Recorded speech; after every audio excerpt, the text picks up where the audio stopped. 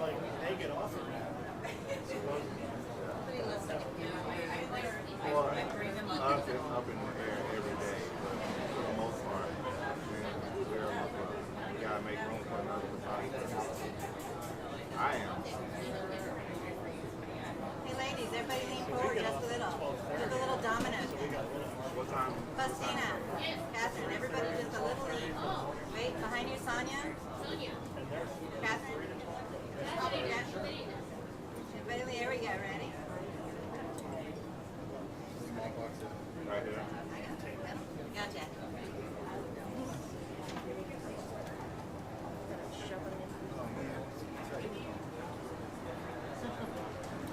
He wants to be grounded. Looks like he's on it up.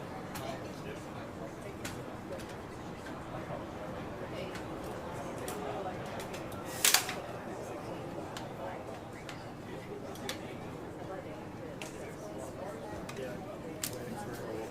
Waiting for raise it up higher. At least you got the one you can. I can bring them on. Yeah, that's. I've never used one of those. I'll be climbing on a chair. Yeah, I'm just like, I don't know what I'm doing. That's like where your brand. I did. I'll only do it.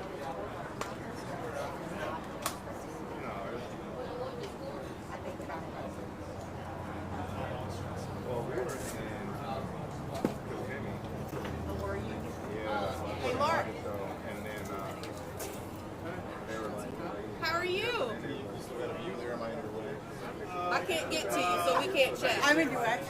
Was that one second, man? I've got your number. I swore it was an hour 50 minutes. If I took the other way, it was an hour 30. I might slide over there.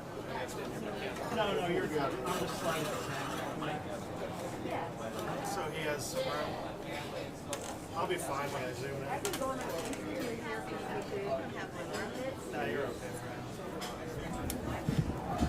Once I zoom in, his arm will be there.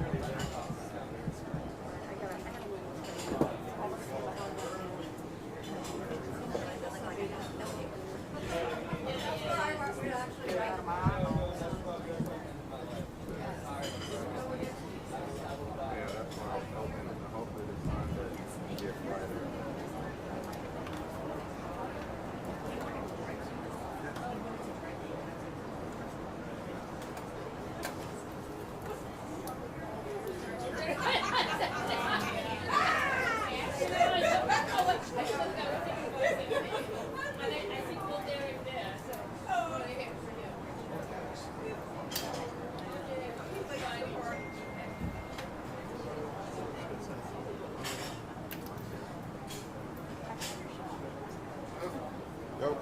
Yo. Appreciate it.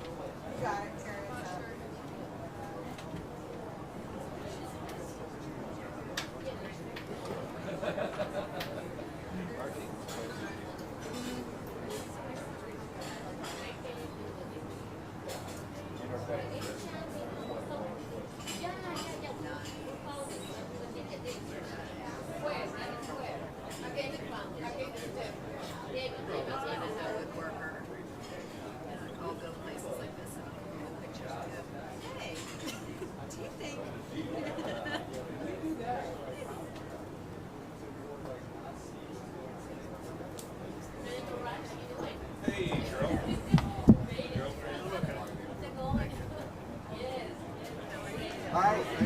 See ya. You guys getting audio from that? Let me put my headphones on. Yeah. You are getting audio? I'm just getting like a hum. I might have myself. It's on mic. Okay, I see.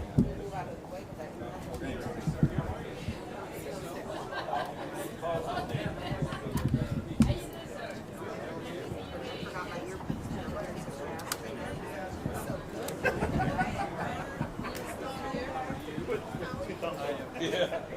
Nodding. That's it.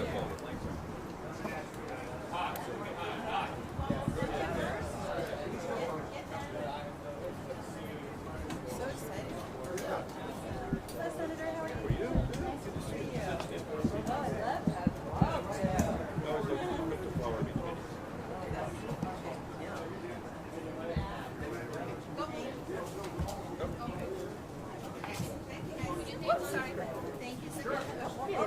More girls. Time I told you this was the place to go.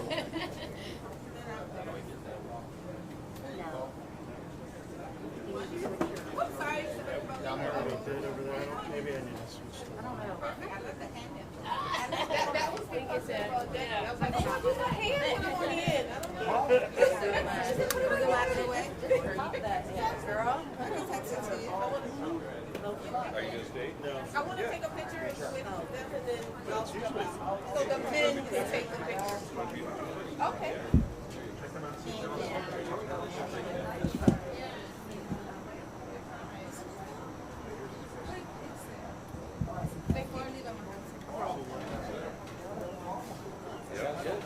Hey. I might run into the car. It could also be this headphone guy. Thanks. No move.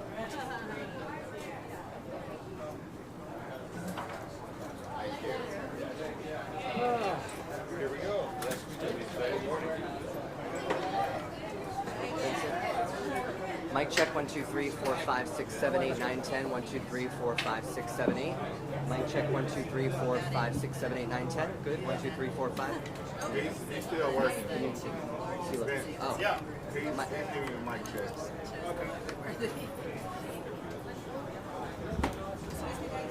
Can you plug this one in?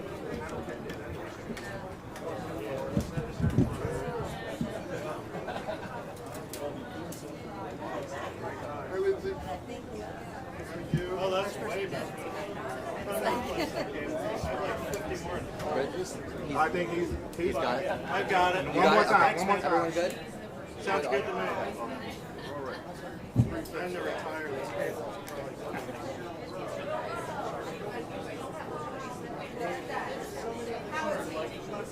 All right. Here. Bodyguard. Nobody does. I'm the line back. You are. We'll send you in first. Yeah, that's right. Tip of the spear. This is going to be pretty launchy. Again.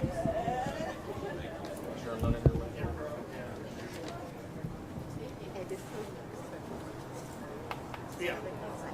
It's on a hill. Leaning left. Like it means She says everyone in Orlando. Right in front of you. Who's gonna remember If they just lower the front right one.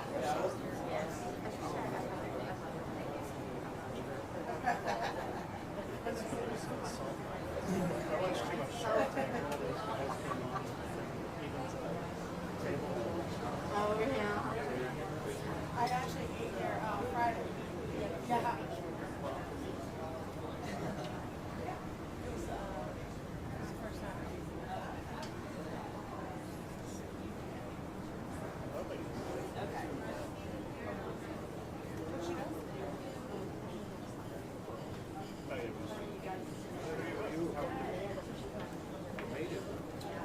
Safely. Good girl. But she'll know what I You have the daughter with today? Looks good. Yeah.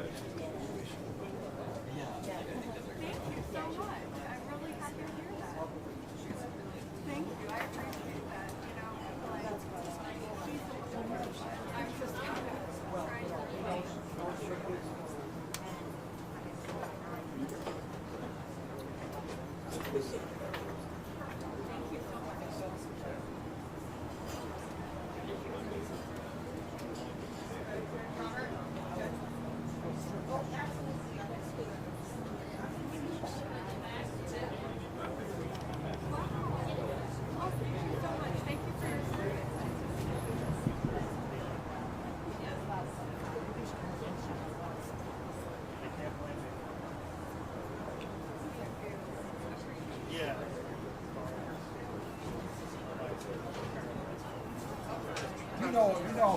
You got an instinct now. She knows whenever I got a camera, she knows. Right.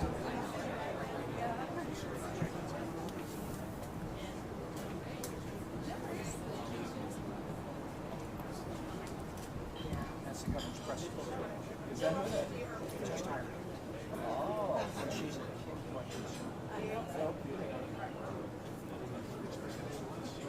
she knows how to take it. You notice how the governor signed the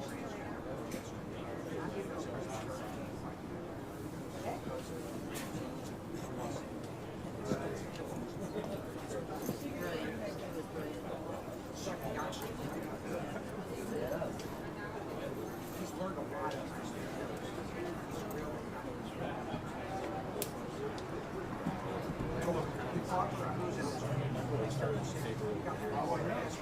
He said, no, I'll shut the mouth.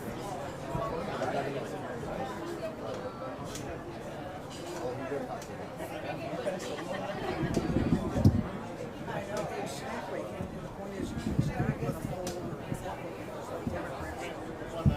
He's going to just double down. He's not, he's smoother than Trump.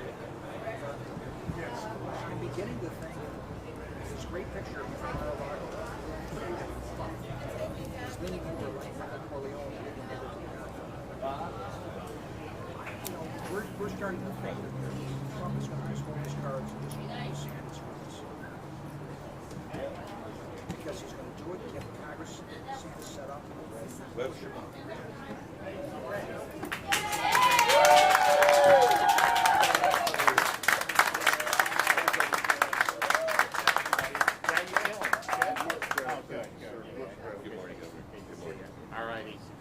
All right. Well, we're excited to be in New Smyrna Beach. What a great part of the world to be in. We've been coming here. I mean, I remember walking the streets here when I was running for Congress in 2012. Probably knocked on some of your doors, my wife and I back then. But I want to thank Paige and Jeff, who own the Garlic, for being with us here today and for hosting us. We also have Representatives Leek, Barnaby, and then Senator Wright, and we're very proud to have them here with us today. We're here to sign a very important piece of legislation, but before I do that, I want to give Jeff, the owner of the Garlic, the opportunity to come up here and say a few words. Certainly want to thank the governor for making this meeting with us here, and I have to thank him because the common sense approach that has happened here with this COVID disaster has worked. We're COVID winners. We've had the past 3 months are the best months we've had in 16 years. The people love coming here. They love the freedom of being able to come out, and they're outside, and we have the whole setup out there in the parking lot. It's all worked wonderfully, and I tell you, this traveling we've done where we don't see any common sense, and we come back here, and it's worked phenomenally well. And I'm definitely honored to have the governor here with us today. Thank you. Thank you. Well, we're really happy that they're doing well at the Garlic, and I'm sure they do exceptional. It is also the case, though, that a lot of places are doing very well in Florida, and we're really proud of that. And I think that I talked to a lot of people, particularly in hospitality, and particularly at the beginning of the first few months of this year. First quarter's been great. They're doing really well going forward. So we want to keep up that momentum. We're here today to sign the budget for the state of Florida into law, and I want to thank Senator Leek. I want to thank Representative Leek, Representative Webster Barnaby, and I also want to thank Senator Tom Wright for working hard on what was supposed to be a really, really big disaster for Florida in terms of the fiscal impact. When you started to see the fallout from COVID last spring, the forecast for Florida, and really everywhere in the country, but particularly a service and tourism-based economy like we have in Florida, those predictions were dire.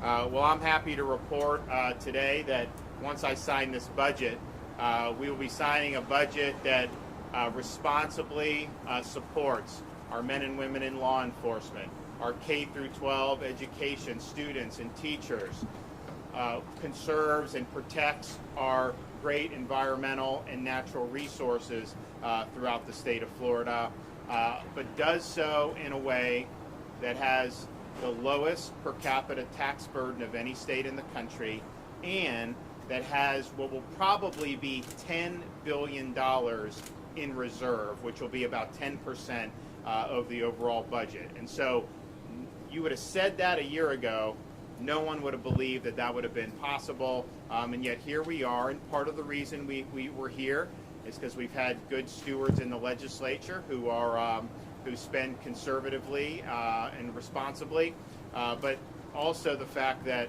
Florida has schools open, businesses open, and people having a right to work. That has made all the difference. And the fact that we were the first state in the country to put seniors first for vaccination. And so what happened was, you know, different seniors approach it different ways. But I can tell you there were definitely some seniors that once they were vaccinated, they wanted to rush to restaurants. They wanted to be out and doing a lot of stuff. And so that's helped that fuel as well. And so we are, right now the budget will show about $9.5 billion in reserves, but that does not account the additional money that we'll likely get in June. So remember, they did the most recent estimate in April. We got almost $800 million over estimate in April. It looks like for May we're going to be $500 million over estimate in terms of revenue coming in. We anticipate something similar for June. So if you get another $500 million, you know, that's going to mean we have $10 billion in reserve in the state of Florida. The federal funds that haven't been spent is not counted in that. So you still have that there that they're going to be able to apply to infrastructure, whatever they want to do next session. This is purely just the state funds. And if you go back to last April, the shortfalls that everyone was predicting, look, we were obviously concerned about it, but as we got into the summer, you know, we were open. I mean, I remember everyone, you know, a lot of people were trying to tell me to close restaurants like this last summer. We didn't do it. We kept business open. We got kids in school. We did all those things. And the result was our economy really started to rebound. And then because you had a lot of these other states that just kept locking people down, we were the state lifting people up. That was good for Floridians, but we were also the landing spot for a lot of people that wanted to escape the insanity and come and get their mental, get recharged from escaping these lockdowns. And so we served as kind of the de facto West Berlin through a lot of the balance of this for the United States. And I think it's been benefited a lot of people throughout the country, but obviously it's benefited us. And had we not led the way we led, you would not have seen a lot of these other states coming and following Florida's lead as well. You look at Canada, you look at some of these countries in Europe, they're still chafing under lockdowns. They write into my office, the Canadians who have places here, and they say how much better it is in Florida than being chafing under these lockdowns. And so, we did it, and now we're in a situation where we're going to have a lot of opportunities for Floridians that have been preserved with this. I think that there's some really good stuff to point out. I mentioned our tax burden is currently the lowest amongst all states in the country on a per capita basis. Our spending per capita is also one of the lowest amongst the populous states that have big. And a state like New York, they have millions of people fewer than Florida, and their budget's more than twice the size of our budget in Florida, and yet we're delivering services better. Our infrastructure is much better. Our K-12 system performs better, and we have the #1 rated public university system in the United States, according to U.S. News and World Report. So we are responsible in how we're doing it. We obviously believe having a healthy economy undergirding it really makes an impact. But if you look at what we've been able to do, our budget here supports K-12 education more than the state has ever done. A lot of people were predicting steep cuts to K-12. That did not happen. We had the underlying strength in our economy and being open made a big difference. We also were able to, last year we did the largest teacher compensation in a generation in Florida. A lot of people thought I should have vetoed that given COVID. I said, no, we're going to do it. We're going to make it work. So we got that again this year, and the legislature even increased that. So our goal is to have the average minimum salary throughout the state of Florida be $47,500. That'll make us, one of the top handful of states in the country. We were the bottom half of states. Now we're getting closer to being one of the better states. And it's an interesting fact. I think it's something like only 12% of school districts across America have an average minimum of even $40,000. And Florida, we have, in Corcoran can correct me, but I think it's 90% of our school districts are already over that there. So that's a big difference in terms of trying to get people who are talented to go in to the profession. And because we worked hard to have schools open, when a lot of these other places were keeping them closed, and even to this day, you have places throughout the United States where parents don't have meaningful access to in-person education. And how that could be the case is a disgrace. It's appalling. It is not based on any science or data whatsoever. This was all clear a year ago. Last June, we knew the kids needed to go back in school. How do we know? Because in every place around the world where they were back in school, it was safe, it was a low-risk environment, and obviously it was something that was very important to be doing for the kids. So we did it, and we had the superintendents. They wanted to go back by and large, and most of the teachers wanted to go back. Now the union sued us to close the schools, and we won that lawsuit. But I don't think that was representative of most of the teachers and principals. I think most of them understood how important it was, understood how important it is for the kids, and understood how important it was for the parents to be able to do this. And so because of that, I asked the legislature to do $1,000 bonuses for all principals and teachers, both for school districts and for public charter schools. And so this budget delivers on that. We will sign that into law right now in just a few minutes. We also understand, and this is prior to COVID, but COVID exacerbated this, that we've got a lot of folks who are struggling with mental health concerns.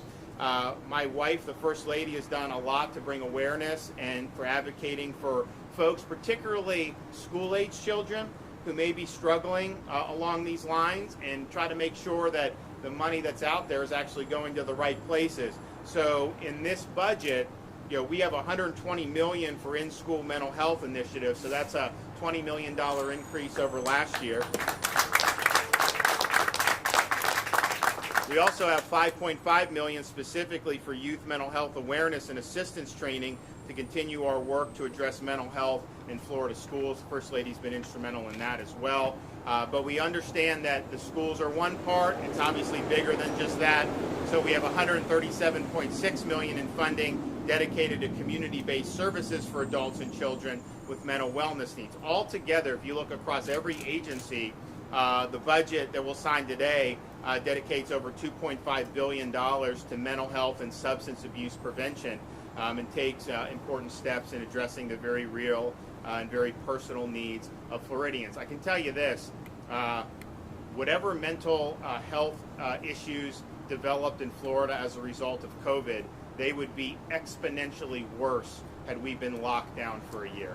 They'd be exponentially worse if people had lost their jobs for a year, if people were locked out of, kids were locked out of school for a year, and if all these businesses went out of business. And so we've got work to do in that regard, but quite frankly, the best mental health initiative we did was just have the state open and let people live normal lives, because when you try to isolate people for months on end, that is not natural, it's not normal, and it exacerbates a lot of problems that are pre-existing in society. So this is one of the best budgets the state's ever done for mental health and mental well-being.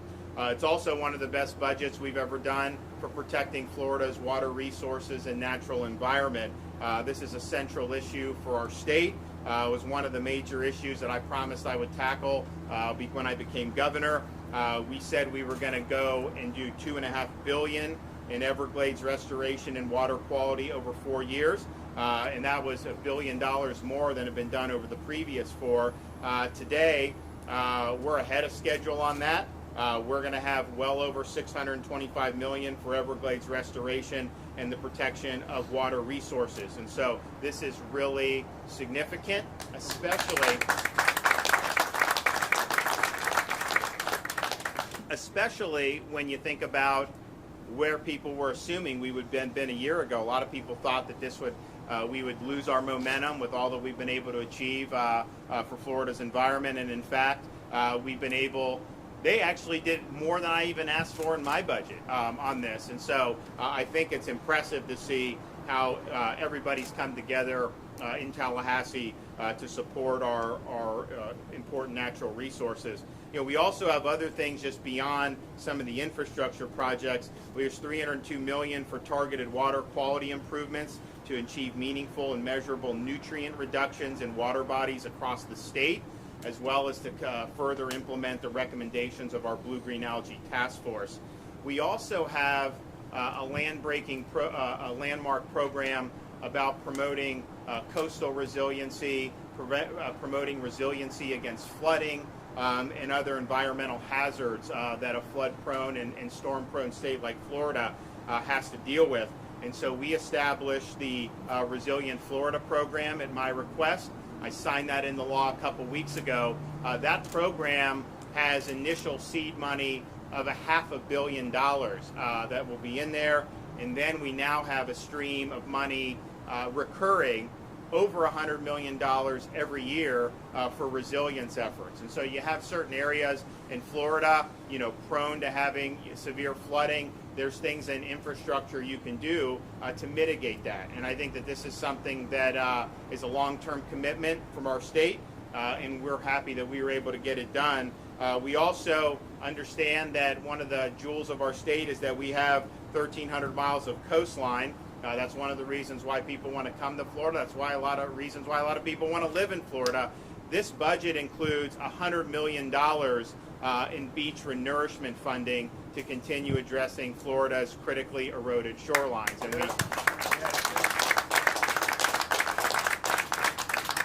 And that's just from the state component. We also are dedicating $50 million, an additional $50 million in federal funding for beach renourishment. It's going to be a total of $150 million, which I think will be really, really good. And of course, we're continuing with $10 million for the Resilient Coastline Program within the Office of Resilience and Coastal Protection within DEP. So this is something, these coastal resiliency grants will help protect Florida's coral reefs, which is obviously a first line of defense from storm surge. Also, they're a major tourism attraction. So we're doing, we got a lot of stuff, a lot of hands on deck to be able to address a lot of these. We're also able to fully fund the Department of Transportation's work program. So these investments are $10.3 billion. The investment will provide for the retention and creation of more than 148,000 jobs. And if you look what we were able to do when COVID hit, when people were working remotely, you saw a big reduction in traffic. We sped up some of those projects. We were able to make some good progress on I-4 in the Tampa Bay area and some other parts around the state, which was good. As the revenue declined, you know, there was a concern that we were not going to be able to do future projects on target. Now with the fully funding of this, we're back on schedule, and hopefully we'll be able to even get ahead of schedule because of the significant investments that we've been able to do. So we're a growing state. We're proud of our infrastructure programs, but at the same time, we have to make sure that we're staying ahead of the curve. So our commitment to that is going to remain steadfast. We also address something that is very important, the seaports. You know, you had these airlines, a lot of these industries got bailed out, but not our ports. And granted, some ports in Florida do very well with the traditional shipping. Other ports, like Port Canaveral here in Central Florida, much more dependent on cruise operations, which have been mothballed by the federal government for over a year. And so that's caused a big loss of revenue. So we're able to do $250 million from some of our federal relief funds to support our seaports so that they can return to pre-pandemic operational levels. And I think that that's going to be very, very important. Legislature has also given me almost $75 million for the Job Growth Grant Fund. So that's a fund that I can use, usually working with local governments to establish infrastructure improvements or job training projects. And I know we've done stuff in Central Florida. We did the the airport in Brevard County a couple years ago. I vetoed the Job Growth Grant Fund in last year's budget simply because we didn't know what the revenue was going to be like. And I told everybody, there's stuff I'm vetoing. We vetoed $1 billion. There's stuff I'm vetoing. Some of this stuff is my stuff. And so it's not necessarily me saying it's bad. It's just we're in uncharted territories. We got to make tough decisions. So we didn't have the Job Growth Grant Fund this past year. Starting July 1st, we'll have it again. It's a pretty significant amount of money, and we're going to be working hard to solicit requests from a lot of our communities throughout the state of Florida. So we are honored to be able to be here and sign this budget today. I think that there's a lot of great stuff going on in the state of Florida, and I think the budget really reflects a state government that is meeting the core concerns of Floridians.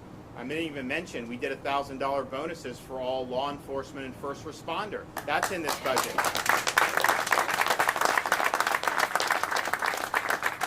So public safety, K-12 education, we still did all the stuff with our universities, which is important.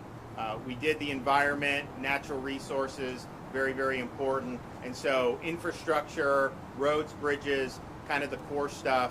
And we're going to probably have $10 billion in reserve after we get the June numbers in, but clearly we're going to have $9.5 billion in reserve, meeting the needs of Floridians, all with having the lowest per capita tax burden in the country. And so we're proud of that, and we're going to make it official here in 1 second. Oh, before I do that, I forgot to mention. So our vetoes were about $1.5 billion. However, most of what I vetoed last time was coming from general revenue, some of the trust fund money and all that, and we did $1 billion. The vetoes here are mostly, the lion's share of it is the federal money that was going to go to our new emergency response fund. And I called for the creation of that. The legislature did it. I think it's a great idea. The problem is, between the time I called for it and the legislature passed it and the present, the federal government issued guidance on how you could use the funds. And they basically did two things. One, made it clear that these are grants that would be subject to normal procurement. So in an emergency situation, you don't have the time to do normal procurement. You've got to do this very quickly. So it would defeat the purpose to try to use it for emergency response if you have to go through all that bureaucracy. But even more significantly is they said you can't use it for the purpose that we wanted to use it for, to create a fund to meet needs in the future. And so because of that, if we were to go forward with it, we were going to run into risk of having the feds come after us for it. We also functionally just wouldn't have been able to use it effectively because of having to go through the normal procurement and not being able to do in the emergency posture. So we had to veto that $1 billion. Now that money will then go and effectively be repurposed for all the other federal money that's been spent. We only got half of the money up front. And what the federal government did, they do whatever they can to hurt states like Florida and to help states that were locked down. So if you're a lockdown state with high unemployment, you got more money than your per capita basis. If we had lower unemployment, Florida got a lot less than our per capita allotment would be. Even more, they do 100% disbursement to the high unemployment states. They only disperse 50% of the funds right now to the free states and to the low unemployment states. So we have a situation in Florida where we were supposed to get, I think, $8.8 billion. We're only getting $4.4 billion off the top. By me vetoing this, that goes into basically the $4.4 billion. So I think we're going to end up being able to meet the needs because the legislature left a couple billion on the table they didn't even touch. But it's interesting how that works.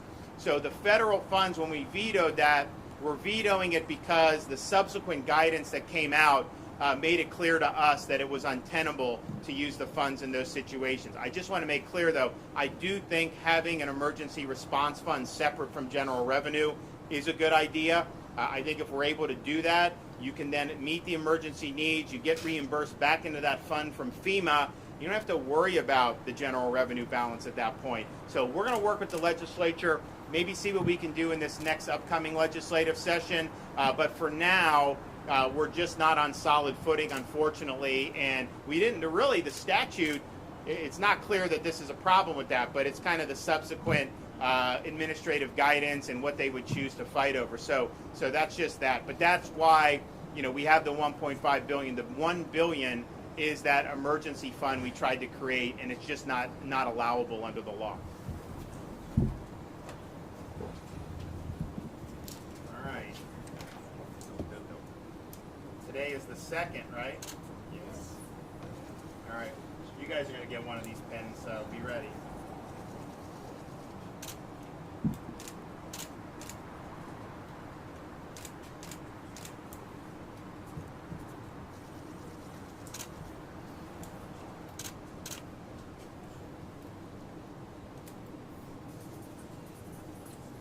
All right.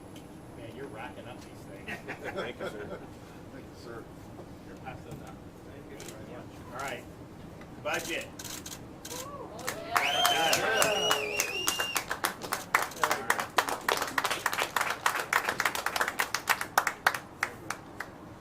All right. Well, thanks for having us. We appreciate it. I can take a couple questions before I leave. Governor, in the budget, you had 2 attacks on law enforcement in this area yesterday. One of the shootings last night involved a 12 and a 14-year-old. The sheriff was very critical of the juvenile justice system. There were cuts in the budget for juvenile justice. Should we be doing more, giving more to that system? I just got briefed on it this morning. It's my understanding that's not a DJJ facility where they were at. So I just need to learn a little bit more about kind of what happened with that. Obviously, it's a really problematic situation to have that. And then to have, I think one of the kids said, I didn't want to kill the police officer. I just wanted to shoot at him. That's despicable. So we're going to look in to see what the issue is with that. Yes, sir.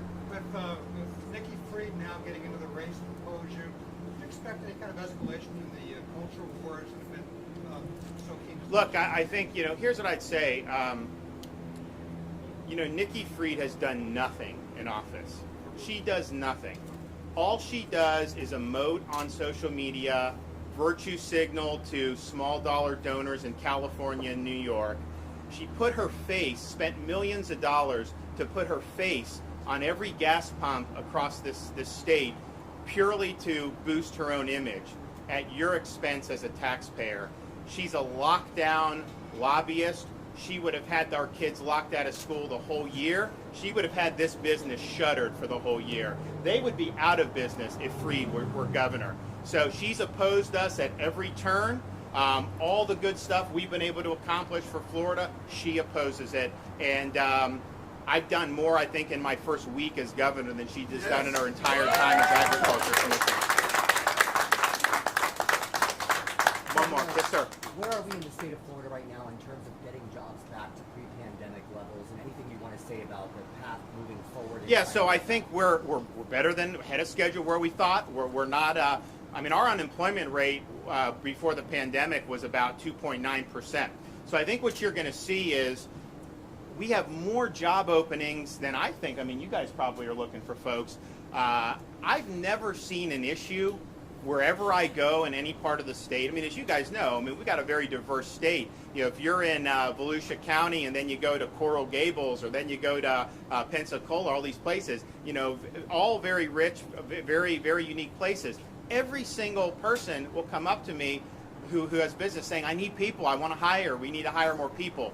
So I think what's going to happen is, we do have the job search requirements back in. I think the incentives are going to be to get more folks back in the workforce. But as you have more people look, you may see the rate go up because some of the people who are kind of out aren't counted. But then I think you're going to see it go down. One of the things I'm concerned about, though, if you look at what's going on with the overall macro economy across the country, is inflation. And if you look at gas prices, these things are going through the roof compared to where they were a year and a half, 2 years ago. That is going to pinch a lot of folks. And so I hope that can be kept into check. Obviously, a state government, this is kind of more involved in federal policy at that point. But that's a big, big problem. And I think that, yes, there's a lot of good things going on in Florida. I think we have a path to, to put a lot more people back to work. But I also worry about some of those macro signals that we're seeing in the economy. And look, in the last, 15 months, this federal government has added more to the debt than we've ever seen since World War II in such a short period of time. And my view on that is just, look, there's got to be something's got to be done. There's going to be, the bill's going to come due somehow, whether that's higher interest rates, higher inflation, I'm not sure, but it is a concern, and I know when you look around to see the gas prices and everything, but I can tell you this, in Florida, we have ruled out from the beginning any increase in the gas tax. So we're not going to do that to consumers because we know how much that hits them. So thank you, everybody. We'll be back very, very soon, and you can't ask for a better quality of life than New Smyrna Beach. I'll tell you what, it's great. Just a quick note. My chef here, our chef, Chef Michael Perry, and I have been together for 30 years. Where is he? He's probably over there with the buffet is next door. We've got a nice little luncheon in the Blue Bar next door. Great to see you. The chef, everybody. Thank you. What's your most popular item? How many kids do you have? I have 3. Do you have a favorite? Favorite kid? Oh, I can never do that. Everything on the menu. Okay. Everything I put on. Well, actually, you catch me on the right day, maybe I would do it. So, I mean, it's a little bit of love. A little bit of this, a little bit of that. You know what I mean? I like to split the door. I like the, I like the... Good. So much out the table. Awesome. Good to see you. Yeah, thanks so much. Yep. Great to see you guys.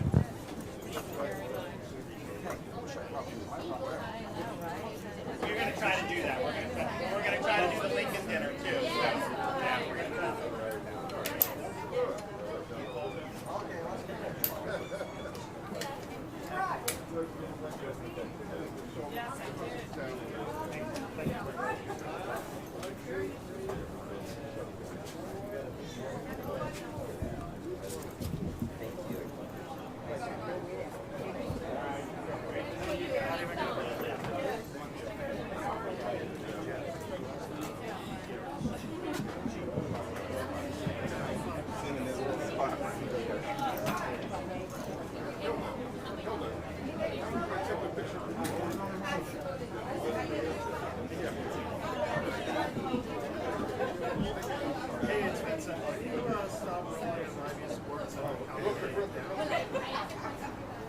Although I'll be firing back up. All right. Good care.